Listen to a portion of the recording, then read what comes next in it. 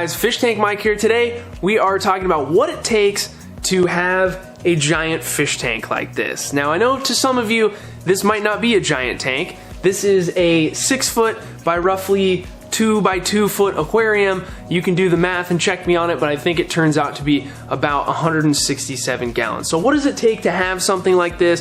What are kind of the things you don't think about when you get in this deep? We're going to talk about all of it today, including what's on this tank, everything about it, what it takes to run, and what I got in it, and how exactly it's all set up. We just got done filming most of this video, guys. We cleaned out the tank. It's looking pretty good, all right? So you're going to go back in time here in just a second, but check this out. So this is a 6 by 2 by 2, roughly, water box Clear Pro aquarium. I believe they call it a 7225 on the website under the Clear Pro naming structure, okay? And this thing is a beast, okay? I had to have a lot of help getting this thing in place. It is 3/4 inch Starfire glass. It is super, super heavy. Okay, the movers that helped me got it down here into the fish basement said that it was probably close to the equivalent of like a large gun safe, like a super big one, okay? So just keep that in mind if you're gonna get a tank this big and you want it to be rimless. This thing is super heavy. We're obviously down here in the basement, we got concrete floors that we can get all dirty, but this isn't in, you know, the second story of a house or anything. I think even if you had it on your main level, you wanna make sure you know which way the beams run to support this thing. I have no idea how much this weighs right now with water and everything in it and the stand, but it's super, super heavy. I opted to get the black stand for this guy. I thought that would be the best choice for down here in the fish room. Just kind of blends in with everything, but super nice stand. It's not like particle board or anything like that. A lot of room to store stuff. Got extra filter media, the CO2 system. The filter is in the other side over there, and then that still leaves us with everything. All the electronic components. There's plenty of room to get cords in the back. So it's a pretty good setup. And it's a pretty big tank. As you know, if you've watched any amount of my videos, you know that we are sponsored by Waterbox. We have a really good relationship with them. They hooked us up with this, and it's the only way that this would be possible is through that. So check out their website. I'll have a link for them in the description, as well as everything that we're going to talk about here today. Let's now go back in time just a couple of hours ago before we clean this thing up, and let's start our conversation and talk about this tank as a whole. So for me, I like to only get involved with my fish tank when it's absolutely necessary. And this might be a little confusing, especially if you're new. You're hearing things like be super consistent, do a lot of water changes, things like this. Okay, and I don't really have that outlook or that opinion on that's what you're supposed to do to your aquarium. I like to just sit back, let my manufactured nature do its thing, and more times than not, problems will take care of themselves. Now that doesn't always work out, and case in point right here, we have some cyanobacteria in the aquarium. I've been battling with this for a very long time, despite doing things like treating the tank, changing the lighting, changing how much fish food I put into this thing, etc. So while yes, it is important to have consistency with whatever kind of interventions you do to your aquarium, it's just my opinion, I wait until something needs to be done, and then I just let nature run its course. Typically it works out for me. Now this problem with the cyanobacteria, I typically wouldn't let it get this far. I've just been having a hard time lately. So we're going to get in here and we're going to talk about everything that's on this system and how it runs and all of that. But we're also going to handle this little issue here. Just know that I typically deal with this before it gets to a point like this.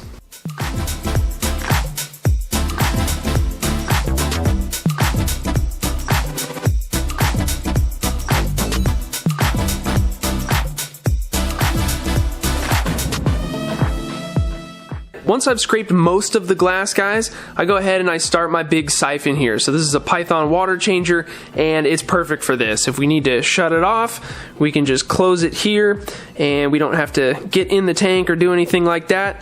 Start it back up again. Super handy. You're going to notice that there's a lot of debris still floating around in here. I typically leave things on, so we have a circulating pump over here that we'll talk about a little bit later. I also left the filter on in this case. If you're new, you're going to hear a lot of like, oh, turn your filter off before you start cleaning, otherwise you get a bunch of stuff in your filter that you might not want. I typically only do that when I remember to, which is not all the time. It's not the end of the world. It'll be okay. So while this is draining and we still have things circulating around, I am going to get in here with that same scraper and kind of kick up a lot of this stuff that happens to be down to the substrate, and we'll suck that out of the tank. And we will eventually put the hose on here and start to fill while we're draining a little bit. I do that just to make things a little bit easier, and since we're leaving everything on, including the pump here that I moved down so that it wouldn't start sucking air, that way we don't have any problems with the water level getting too low. And I have this all timed out to where as long as we don't drain fill for longer than like 20 minutes, we're not even getting close to half of the tank drained. So the change in temperature won't be a huge deal. That's something else to keep in mind.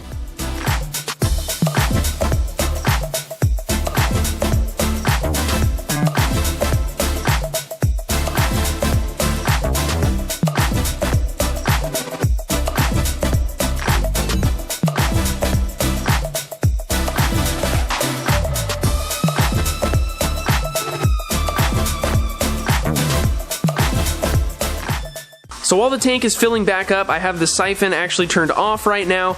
I leave it in just in case I want to do a little bit more work in here. We didn't quite get everything, so we might get back in there and do a little bit more, but I want to use this time to go around and find spots on the glass that I missed the first time around, get everything cleaned up. And you'll notice that while I was filling, I did go ahead and add the dechlorinator to this thing. I use the Fritz Pond Guard because it's more concentrated and it works better on a bigger volume of water like this. All done with that water change, guys, and I'll let you be the judge, but what do you think? Does that look better? I think we got a pretty good amount of that cyanobacteria out of the substrate. There's still a little bit. It's going to be impossible to get it all, but I did just go ahead and treat it again with the blue-green algae slime remover bacteria stuff, and so hopefully that'll be enough to knock it out this time. The last thing that you need to do specifically for a planted tank is go through and inspect your plants and trim out pieces that might be dying, or, you know, in the case of like a stem plant tank, up at the top of the water, shape it the way that you want it. For us here in this tank, we have pretty much only Java fern, and that's the stuff that is attached to our faux trees, which we will also discuss here in a second. So what I'm going to do is go through and I'm going to pick out some of the old dying pieces of Java fern. Some of them are really like super loose like that and they just pull right out. Other ones look like they're dead, like this one, but it might just be the top part of the leaf. So you can get in there and you can cut that if you want, or you can just pull the whole leaf out. It's up to you. I'm just going to go through and do basically my routine maintenance on these plants, and I could have done that while the tank was filling up, or I could do it now. It doesn't really matter since we're not really making a huge mess. And I'm going to be on the lookout for these little baby plants that grow off of distressed leaves. So you got a little baby like this, you can put it in another tank, or you can go ahead and you can find a spot to push this in. I don't really have to do anything with the plants down at the substrate, so we have some dwarf sage and then we have some narrow leaf sage that we just threw in there. That's the taller stuff. The substrate is kind of boring in this tank, guys. Nothing really took off in this. I'm not sure why. Probably its distance to the light source. Not 100% sure, but that's okay because this was ultimately the look that I wanted to maintain.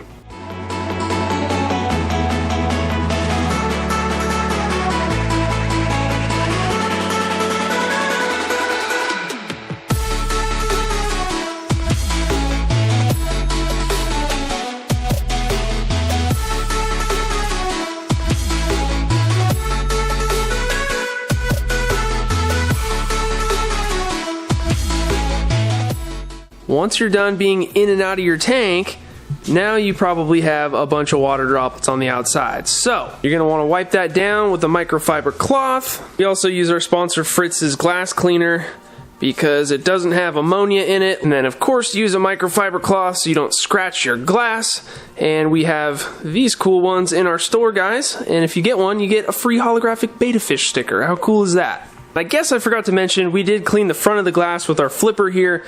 They used to be a supporter of the channel, but we still love them and they're awesome. I have two of these huge ones that work on this 3/4 inch glass perfectly. We got another one over here that lives on this side, so I don't have to lug that one all the way over. And of course you can flip these things over.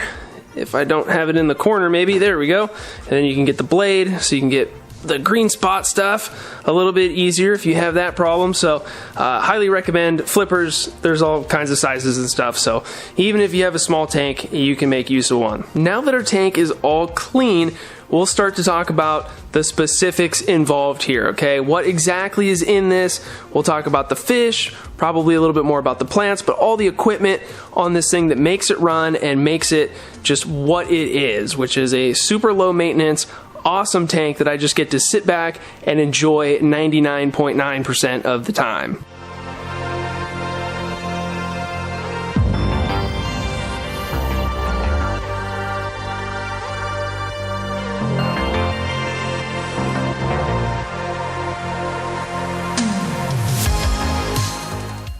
So, walking over to the tank, we've let it sit for about an hour. Things have cleared up nicely. It's looking a heck of a lot better. Let's talk about the materials that we have in this tank, guys. I get this question a lot. What is up with the big tree trunks? It is real wood. It's actually cork bark, so I guess it's technically not wood.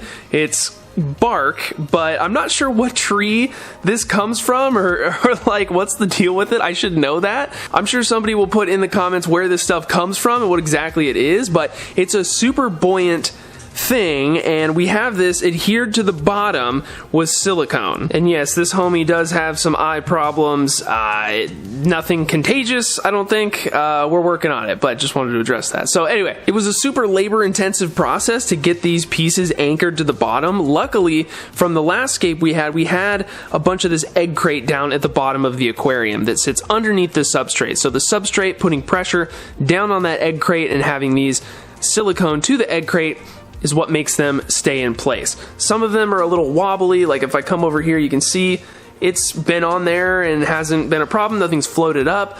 It's been at least 6 months and I've had no issues. I just have to be careful not to bump them with my wand when I'm in here, when I'm cleaning the back glass. And I got these really big pieces. I think they're roughly 2 or 3 feet, like between that, from thebiodude.com, I believe it is. I'll put a link for it. Just a random website. Tanner over at Serpent Design turned me on to them as a source for this cork bark. So if you have a huge tank and you want to do something like this, then I would suggest going there. Before we made that huge tank, we did a little trial run just to prove the concept here on this tiny little 6-gallon water box. These pieces you can just get on Amazon. They're super easy to find. Just search for cork bark. And a question that I had and a lot of other people had was, how well does this stuff hold up underwater? Isn't it going to break down over time?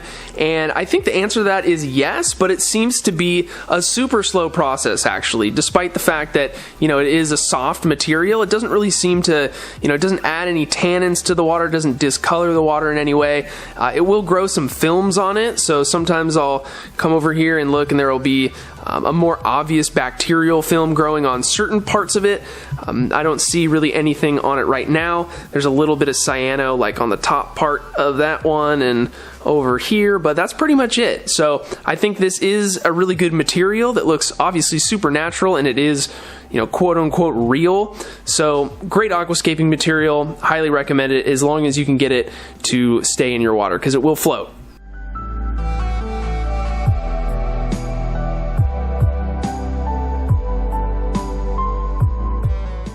My substrate is kind of a mess. You're going to see a lot of this laterite clay sticking up out of the top. We layered that on the bottom, and just through the rescape, because we kept the substrate, it ended up being impossible to prevent it from poking up. So unfortunately my substrate is a little crazy looking, not exactly what I want, but this is just a mix of like Brightwell brown active substrate with UN contra soil as well, matches that same color, and so we added a little bit extra in here when we did the rescape.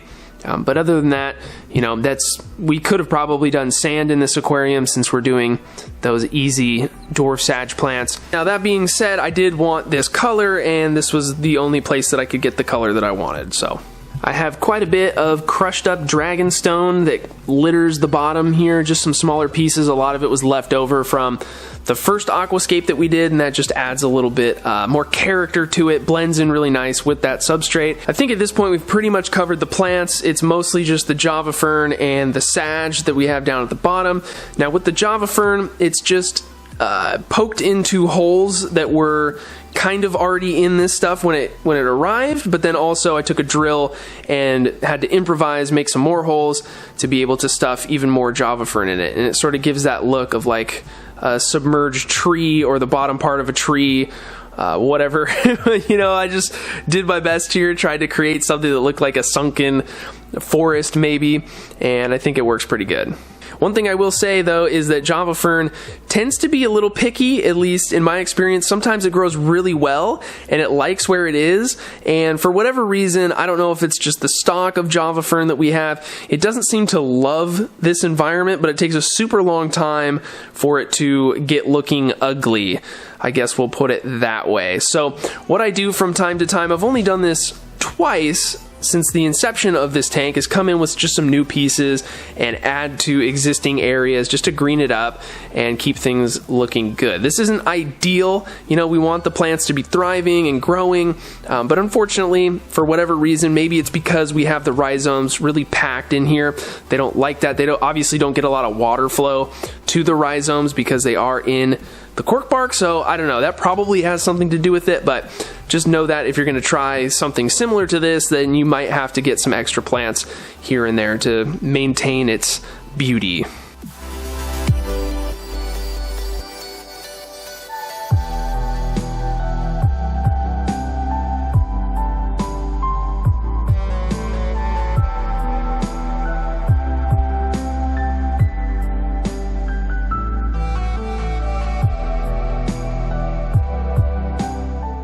And I do dose the tank from time to time. I don't have like a real robust schedule.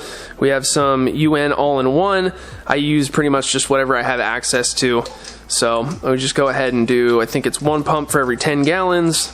So we do like 16 pumps on this thing to get like an average amount in here. We maintain the tank at around 76 degrees. That seems to be a good spot for the tetras and the angelfish. There's a slight swing in temperature with the seasons, and that's totally fine. It's only a couple degrees. So if we're normally at 76, then in the wintertime, I think it's something like 74 with our heater. And when it's full-blown summertime and it's a little bit warmer down here, we end up being at like 78. So it ends up working out. Our filtration input sits back here behind this log to kind of hide it. And you can see that we have a little bit of some dying Java fern taking up that intake. That's okay, I just come over here and clean it. We need to get back here and pull these out and replace them. And then we have the output right here, so it shoots it in a circle around the front of the tank. And then we have a nice little wave maker that creates a little bit of surface agitation there that then pushes the water back around. This is just a Current USA wave maker. I don't remember the exact number, but it's hooked into our mess of a lighting system down here that we'll get to in a second. We also have our temperature that's hooked into that loop system that is linked into the pump. That just makes it so that we can monitor it all on an app, which is kind of nice. And if we come down here and look at the filtration itself, we have an AQUAPROS Biomaster Thermo 850. So this thing is a big boy. It has plenty of media to handle the job. The flow rate on it is a little low, so I think the 850 is 850 liters per hour, which equates to 225 gallons per hour.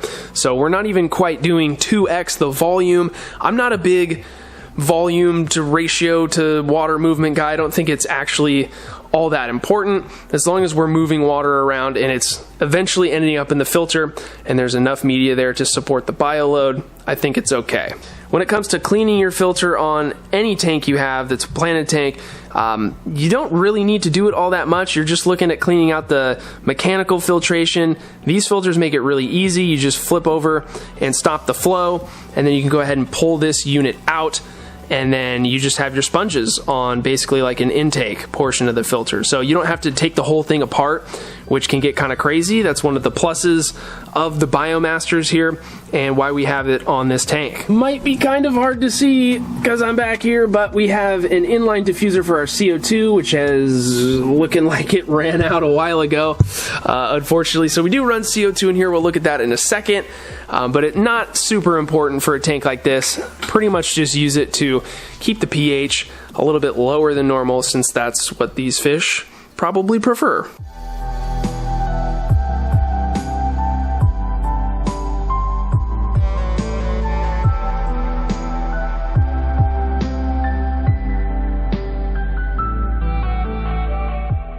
Speaking of fish, we have 9 wild-caught Peruvian angelfish that are scared because I've been in front of the tank for too long and didn't give them food.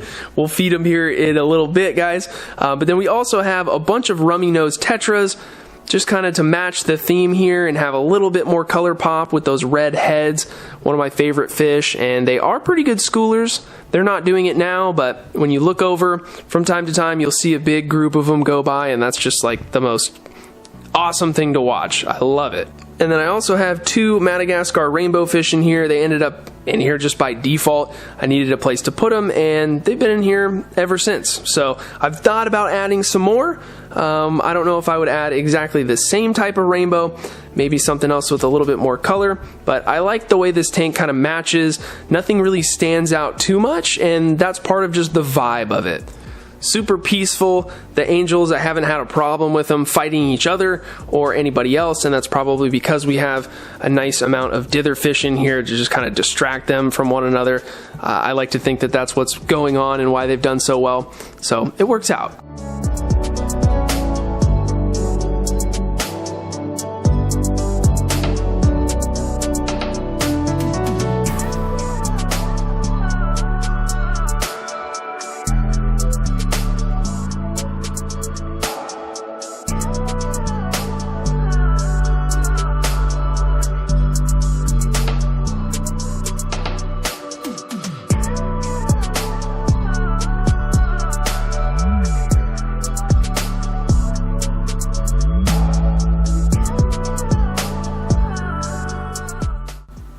When it comes to feeding, I do pretty much exactly what you just saw. So I come in with some larger, little faster sinking pellets that the angelfish eat up, and then I finish it off with a lot smaller of a pellet that everybody else can enjoy. So the rummy nose get their food, the rainbows get their food, they kind of mix with both, and then of course the angels, if they eat all of their big pellets, then they end up finding some of the smaller stuff, but a lot of it just stays up for a little while longer, gives everybody a chance to get their food, and I feed pretty much once a day. Sometimes I go every 2 days.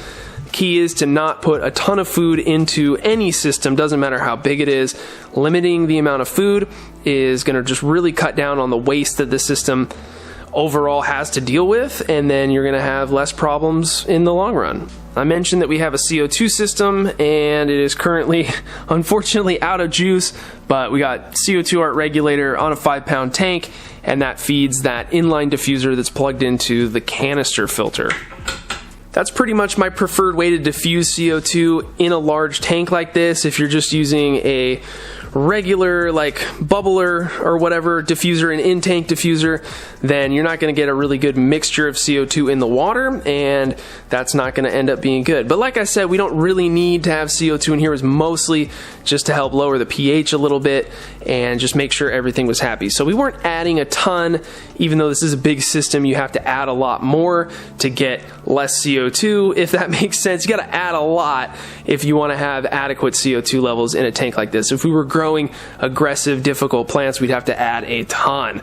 So luckily it's something that you can hook it up. It'll run for 8 months, 9 months, 10 months, and eventually you'll run out like we have, but something that doesn't cost a ton of extra money CO2 wise. Something that you might be interested in is the situation with not having a glass lid or any sort of top on this tank. What I've found is that as long as your tank is really tall, then fish aren't as promoted to jump out of it. That's been my experience, at least. We've had very few jumpers out of this. No angelfish have jumped out. I've had a couple rummy nose. Obviously the rainbow fish haven't jumped out. We've only ever had 2 in here, so had good luck with that. The shallower your tank is, the higher the probability that somebody's going to jump out, is what it seems to be in my experience. So I think probably the last thing to mention on this tank, guys, is the lighting. So we have 2 6-foot LEDs that are attached on these brackets that have extensions in it. This is a difficult tank to light, especially when you have all this stuff poking out of the water, but this current system of lighting has worked out really well for me. So these are the current Serene LEDs, again 6 foot. They span the whole thing. They're spaced out as far as I can get them, so we have good lighting in the front and the back of the tank. And then we of course have the current backlight on here. I have it set to blue because I just like the contrast of that blue with the green in here. I think it looks pretty cool, but that's a customizable thing. I can change the colors, it can rotate through it, and I've always been a fan of having that extra component to pretty much any aquarium. I think it adds a lot. The last thing that no tank is complete without is a cool static cling of the fish that you have in the tank. So we got our 3 wild angelfish on here to represent our angels, and then we have our rummy-nosed tetra over here. We don't have any blue shrimp or cory cats in this tank, but I just think those look cool down there. That is pretty much everything that I could possibly think of about this aquarium, guys. Super, super low maintenance. I mean, I know it doesn't look the best that it's ever looked, and maybe a little bit more maintenance would help that, but overall what I was trying to achieve with this tank is just this. Something that I can enjoy the vast majority of the time, something that doesn't stress me out or cause me to stay up at night worrying about. It's very simple. It's all about putting in the effort initially, you know, unfortunately spending the money on the materials and making it the way that you want it to, with the hopes that you don't have to spend the lifetime of the tank worrying about it and having to do a bunch of work to it. I hope this video helped you realize that just because your aquarium is gigantic doesn't mean that it's going to be infinitely more work. And I think honestly, when it comes to smaller aquariums, they can tend to be more work. So don't be scared of big tanks. They're awesome as long as you know what you want to put in it and you have an idea of how it's going to look and what you're going to use to achieve that look. Then it's really smooth sailing from there, guys. So I hope you enjoyed this video. Thank you so much. If you want to get a t-shirt to support the tank and the channel, they are on our website, as well as all the stickers and the static clings and stuff that we mentioned in this video. That support is awesome and it means a lot. Thank you, guys. So with that said, I'm going to wrap this up. Have a great day and we'll see you next time.